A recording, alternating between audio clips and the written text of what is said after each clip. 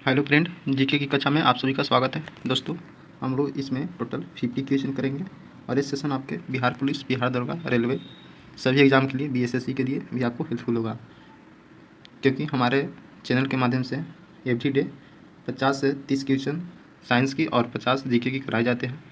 और जो भी दोस्त अगर मेरे चैनल पर नए हैं तो चैनल को सब्सक्राइब कर लें, साथ में बेल आइकन दबा लें, क्योंकि ऐसे ऐसे इंटरेस्टिंग वीडियो बहुत कम चैनल पे आपको मिलेगा। और हम प्रयास करते हैं कि अच्छे अच्छे कंटेंट आप लोगों को दें, ताकि सभी एग्जामों में टक्करें। और जो भी दोस्त हम एक कराते हैं सभी प्रीवियस ईयर क्वेश्चन पूछा हुआ रहता है।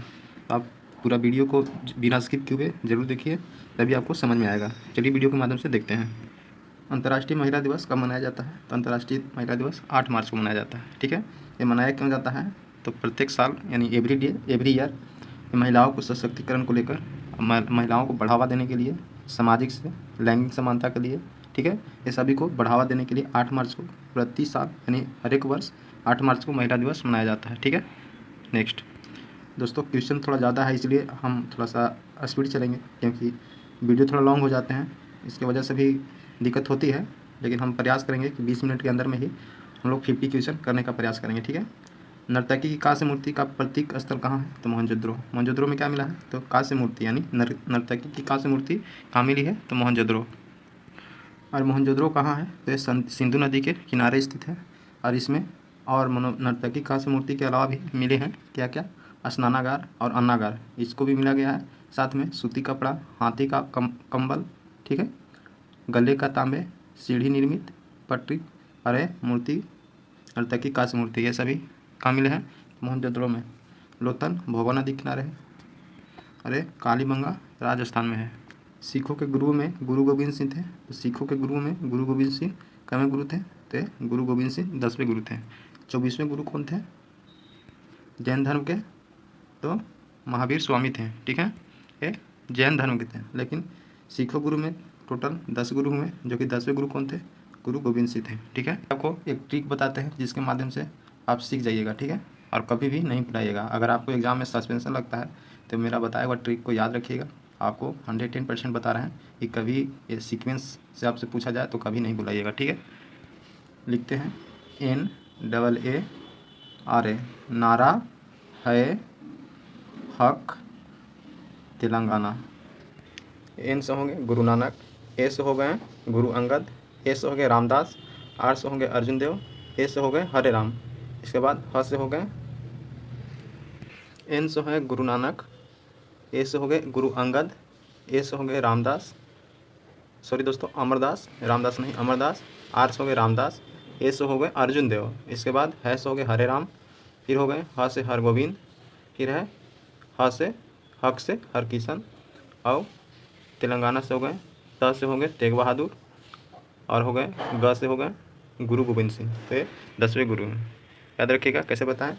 एन से गुरु नानक, ए से गुरु अंगद, ए से अमरदास, आर से रामदास, ए से अर्जुन देव, ह से हरे राम, ह से हरगोविंद, क से हरकिशन, त से तेग बहादुर, और ग से गुरु गोविंद सिंह। ये जो 10वें हुए।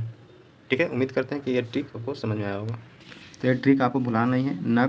नारा है हक तेलंगाना। ठीक है, काली मिट्टी भारत के किस प्रदेश में मिलती है? तो काली मिट्टी भारत के मध्य प्रदेश, महाराष्ट्र, गुजरात, इन सभी राज्यों में मिलते हैं। तो ऑप्शन नंबर डी हो जाएगा। ठीक है, काली मिट्टी में कपास की खेती सबसे अधिक मात्रा में गुजरात में उगाई जाती है, जबकि दूसरा महाराष्ट्र में। ठीक है, तीसरा मध्य प्रदेश।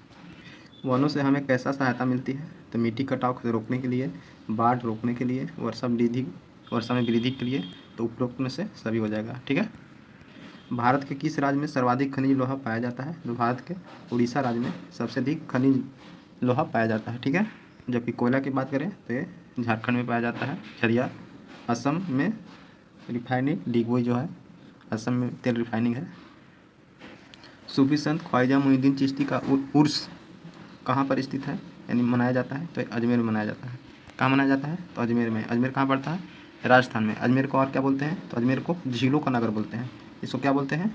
झीलों का नगर किसको बोलते हैं? तो अजमेर को बोलते हैं। ठीक है, अजमेर में प्रमुख कौन कौन से झील है? तो अन्ना सागर, कौन है? अन्ना सागर झील है, फाई सागर झील है, और पुष्कर झील है, सभी अजमेर में स्थित है। और यह अरावली पर्वत पर स्थित है, यानी अरावली पर्वत के निकट ही क्या है? तो ये सभी स्थित है अन्ना झील, हाई सागर और पुष्कर सागर। और बिहार शरीफ बिहार में पड़ता है। आगरा यूपी में पड़ता है। पुराने लिच्छवी राज्य की राजधानी कहाँ थी? तो यह वैशाली थी। इसको वैशाली को बोला जाता है। यह कैसा था? तो बुद्ध काल के सबसे बड़ा शक्तिशाली राज्य था, यानी बुद्ध धर्म से संबंधित ये लिच्छवी था। लिच्छवी जो वैशाली जिला में पड़ता है, एक प्रथम गणराज्य था। ठीक है। और यह भी इसका प्रमंडल हाजीपुर में पड़ता है। तो ये हाजीपुर प्रमंडल के अंतर्गत वैशाली जिला आता है। ठीक है। पहला परमाणु बम गिराया गया था तो ये हिरोशिमा पर गिराया गया था। कब गिराया गया था? 6 अगस्त 1945 को यहाँ गिराया गया था, तो हिरोशिमा पर। और नागासाकी 9 अगस्त को गिराया गया। तो आप ऐसे याद रखिएगा, 6 है तो हीरो है, और 9 है तो नागा। 9 है नागा, यानी 9 अगस्त को नागासाकी पे और 6 अगस्त को हिरोशिमा पे। ठीक है, 1945 में ये अमेरिका के द्वारा गिराया गया। और ये दोनों हिरोशिमा और नागासाकी जापान के क्या है? तो ये क्षेत्र है। ठीक है, यानी जापान देश के क्षेत्र थे, यहाँ पे अमेरिका ने यानी परमाणु बम गिरा दिया था। भारत गणतंत्र कब बना था? तो भारत गणतंत्र 26 जनवरी 1950 ईस्वी को बना था। कब बना था? 26 जनवरी 1950 ईस्वी को। और भारत आज़ाद 14 अगस्त 1947 को हुआ था। और झंडा को कब अपनाया गया था? तो 24 जनवरी 1949 को, जबकि पूर्ण रूप से कहेगा तो 26 जनवरी 1950 को अपनाया गया था, क्योंकि संविधान दिवस 26 नवंबर को मनाया जाता है। इसी दिन संविधान को पूर्ण रूप से दर्जा प्राप्त किया गया था।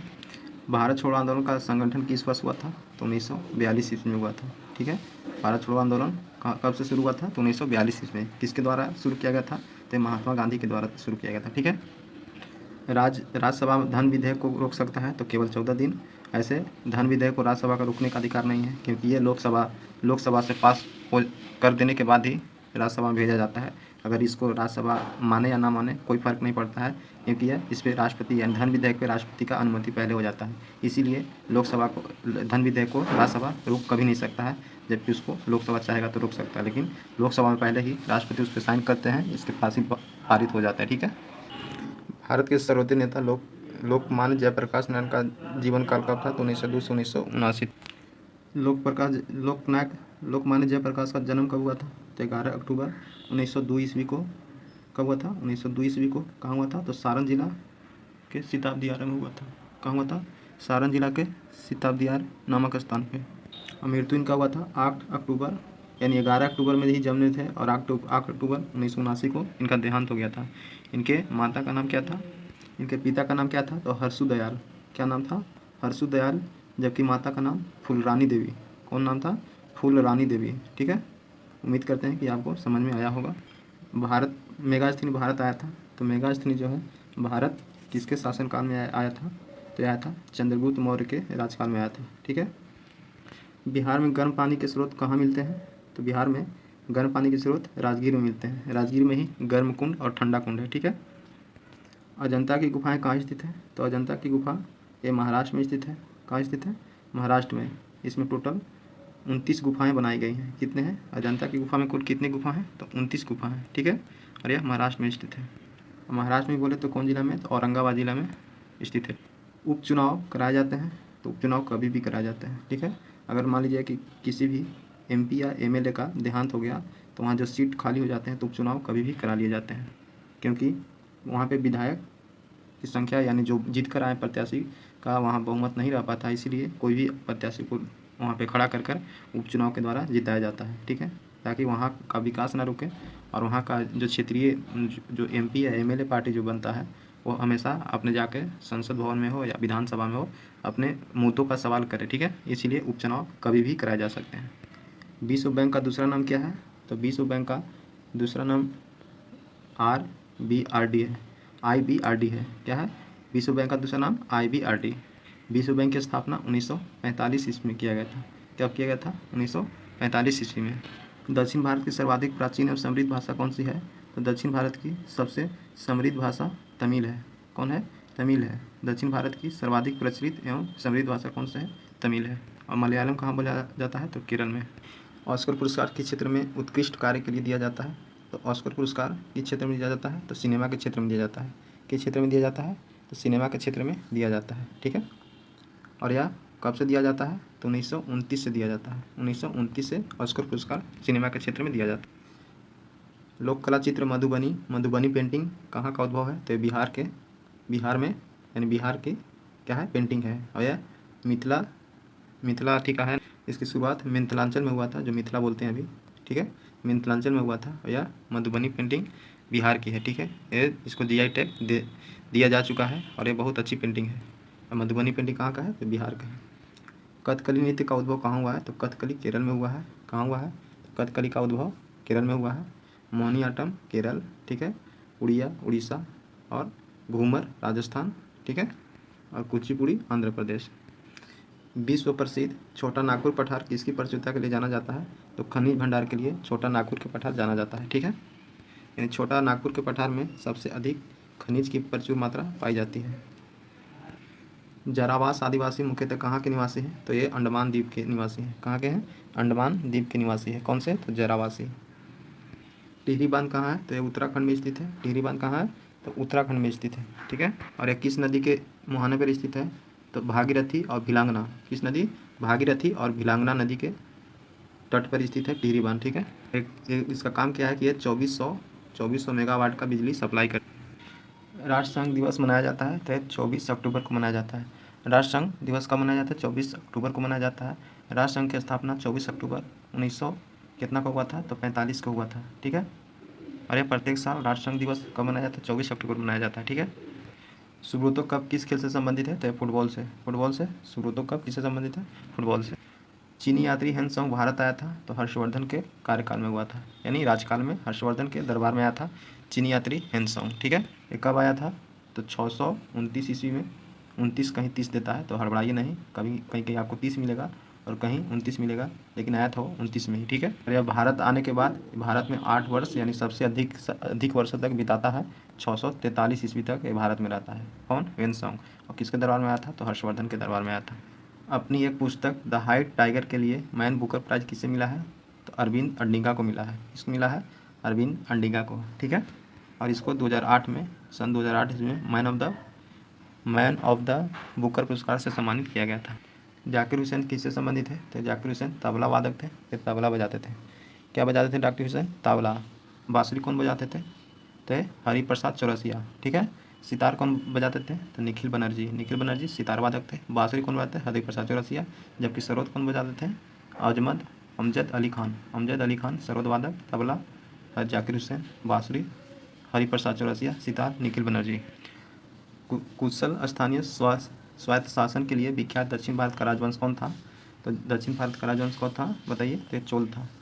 यानी कुशल स्थानीय स्वशासन के लिए विख्यात दक्षिण भारत का राजवंश कौन था? तो चोल था, ठीक है। कला की गंधार शैली की उत्पत्ति कहाँ हुई थी? तो कनिष्क के राजकाल में हुई थी, यानी कनिष्क के दरबार में कला की गंधार शैली का निर्माण हुआ था, यानी उत्पत्ति हुआ था, ठीक है। उच्च शिक्षा का केंद्र बल्लभी स्थित कहाँ है? तो बल्लभी गुजरात में स्थित है, ठीक है। ये बौद्धों से संबंधित है, यानी बौद्धों को यहाँ पे शिक्षा दिया जाता था, ठीक है। और नालंदा कहाँ है? तो बिहार में पड़ता है। अपनी राजधानी को दिल्ली से दौलताबाद कौन लाया था? तो अपनी राजधानी दिल्ली से दौलताबाद ये मोहम्मद बिन तुगलक ने लाया था। किसने लाया था? मोहम्मद बिन तुगलक ने, ठीक है। पुस्तक यशोधरा किसके द्वारा लिखी गई थी? तो मैथिली शरण गुप्त के द्वारा लिखी थी। यशोधरा किसकी पुस्तक है? तो मैथिली शरण गुप्त के। यशोधरा पुस्तक की प्रकाशन कब किया गया था? तो 1933 ईस्वी में किया गया था। कब किया गया था? 1933 ईस्वी में। इसमें हुआ क्या है? यशोधरा बुक में गौतम बुद्ध से गृह त्याग का जीवनी मिलता है। किसमें मिलता है? तो यशोधरा में। बिहार में निम्नलिखित में से किस एक को हाल ही में विश्व धरोहर समिति द्वारा ऐतिहासिक महत्व की विरासत स्थल के रूप में जोड़ा गया है? किसको जोड़ा गया है? तो नालंदा महाविहार को जोड़ा गया, ठीक है। चरक संहिता का काम किस पर आधारित है? तो चरक संहिता का काम किस पे है? तो ये दवाई पे है, ठीक है। यानी चरक संहिता किस पे आधारित है? तो जड़ी बूटी से था। भारत में नोट निर्गम प्रणाली आधारित है तो न्यूनतम निधि प्रणाली पर। किस पे है? तो न्यूनतम निधि प्रणाली पर भारत में नोट निर्गम प्रणाली पर आधारित है, ठीक है। किस राज्य की मुख्य नगद फसल कौन सी है? यानी बिहार की कौन सी मुख्य नगद फसल है? तो गन्ना है। गन्ना बिहार की मुख्य नगद फसल है। जबकि नारियल और कॉफ़ी केरल की है और रबड़ भी केरल की है, ठीक है। जबकि चाय असम की है। भारतीय संविधान में किस अनुच्छेद के अंतर्गत नागरिकों को मौलिक अधिकार प्रदान किया गया है?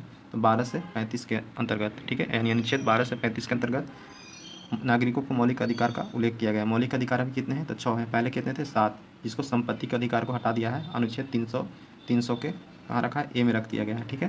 अब यह कानूनी अधिकार हो गया है। 42वें संविधान संशोधन 1976 में भारतीय संविधान में एक नया अध्याय जोड़ा गया था, वो था मौलिक कर्तव्य। किसको जोड़ा गया था? मौलिक कर्तव्य। और 86वां संविधान संशोधन में 11वां मौलिक कर्तव्य को जोड़ा गया था। तो अभी आपसे पूछा जाए कि टोटल मौलिक कर्तव्य की संख्या कितने हैं, तो 11 है। ठीक है, मौलिक कर्तव्य का उल्लेख कितना में है? तो भाग 4 के ए में है। कौन में है? भाग 4 के ए में। ठीक है, और यह अनुच्छेद पूछेगा तो 51 के ए में उल्लेख है। ठीक है, नहीं, भाग 4 अनुच्छेद 51 के ए। और मौलिक कर्तव्य यानी मौलिक कर्तव्य कितने हैं? तो ये टोटल 11 है, जबकि पहले कितने थे? 10। 86वां संविधान संशोधन में 11वां मौलिक कर्तव्य को जोड़ा गया था। भारत सरकार को कानूनी विषयों पर कौन परामर्श देता है? तो भारत सरकार को कानूनी विषयों पर परामर्श देने के लिए अटॉर्नी जनरल होते हैं। ठीक है, अटॉर्नी जनरल का उल्लेख अनुच्छेद 76 के 2 में उल्लेखित है। ठीक है, संघीय लोक सेवा आयोग की नियुक्ति कौन करता है? तो राष्ट्रपति करता है। किसकी नियुक्ति करता है? तो संघीय लोक सेवा आयोग का। राज्यपाल की नियुक्ति भी कौन करता है? तो राष्ट्रपति करता है। ठीक है, सीजीआई की नियुक्ति कौन करता है? तो राष्ट्रपति करता है। ठीक है, उच्चतम न्यायालय के न्यायाधीशों की संख्या की वृद्धि करने की शक्ति किसके पास है? तो ये संसद के पास है। संसद को लगेगा कि उच्च न्यायालय में यानी उच्चतम न्यायालय में न्यायाधीशों की संख्या कम है, तो उसको बढ़ा या घटा सकता है। ठीक है, और सीजीआई की नियुक्ति कौन करते हैं? तो भारत के राष्ट्रपति करते हैं। हरिप्रसाद चौरसिया का नाम निम्नलिखित में से किस वाद्य यंत्र से संबंधित है? तो हरिप्रसाद चौरसिया बांसुरी बजाते थे। इनको भारत सरकार द्वारा 1992 ईस्वी में, कब? 1992 ईस्वी में पद्म विभूषण दिया गया था, जबकि 2000 ईस्वी में पद्म विभूषण दिया गया था, यानी पद्म भूषण 1992 में, जबकि 2000 ईस्वी में पद्म विभूषण से सम्मानित किया गया था। तो बांसुरी कौन बजाते थे? हरिप्रसाद चौरसिया। कंबोडिया में अंकोरवाट मंदिर किसके समर्पित है? तो भगवान विष्णु को समर्पित है। यानी अंकोरवाट में कंबोडिया में अंकोरवाट का मंदिर स्थित। कहाँ है अंकोरवाट का मंदिर? तो कंबोडिया में है, या विष्णु भगवान को समर्पित है। निम्नलिखित में से किस दाब पेटी को हॉर्स अक्षांश के रूप में जाना जाता है? तो ये उष्ण उच्च दाब को, क्या? उष्ण उच्च दाब को हॉर्स अक्षांश के रूप में जाना जाता है। भारत के बैंकिंग प्रणाली में उच्चतम बैंक कौन सा है? तो यह रिजर्व बैंक ऑफ इंडिया है, यानी आरबीआई। आरबीआई सबसे उच्चतम बैंक है। आरबीआई की स्थापना 1935 ईस्वी में किया गया था और राष्ट्रीयकरण 1949 में किया गया था। ठीक है, अभी आरबीआई के गवर्नर कौन है? तो शशिकांत दास है, ये 25वें है। खेती के अंतर्गत क्षेत्र के अनुसार भारत में सबसे महत्वपूर्ण खाद्य फसल कौन है? तो चावल। चावल जो है खाद्य फसल महत्वपूर्ण है। ठीक है, अरे चावल सबसे ज़्यादा उत्पादन कहाँ किया जाता है? तो पश्चिम बंगाल में, जबकि मक्का सबसे अधिक बिहार में किया जाता है। गेहूँ हेक्टेयर के मामले में बोला जाए तो पंजाब में, जबकि ऐसे बिना हेक्टेयर के विदाउट हेक्टेयर बोला जाए तो उत्तर प्रदेश। यानी सबसे ज़्यादा गेहूँ का उत्पादन यूपी में किया जाता है, और चावल का सबसे पश्चिम बंगाल में सबसे अधिक, और मक्का में बिहार में। ठीक है, क्रिसिल क्या है? तो क्रिसिल एक रेटिंग एजेंसी है। क्या है? क्रिसिल एक रेटिंग एजेंसी है। दोस्तों, उम्मीद करते हैं कि ये सेशन आपको बहुत अच्छा लगा होगा, और इसमें जितने भी हमने क्वेश्चन कराए सभी प्रीवियस ईयर थे। अगर वीडियो अच्छा लगे तो ज़्यादा से ज़्यादा लाइक कीजिएगा और दोस्तों के पास शेयर कीजिएगा। ठीक है दोस्तों, मिलते हैं नेक्स्ट वीडियो में। बहुत बहुत धन्यवाद।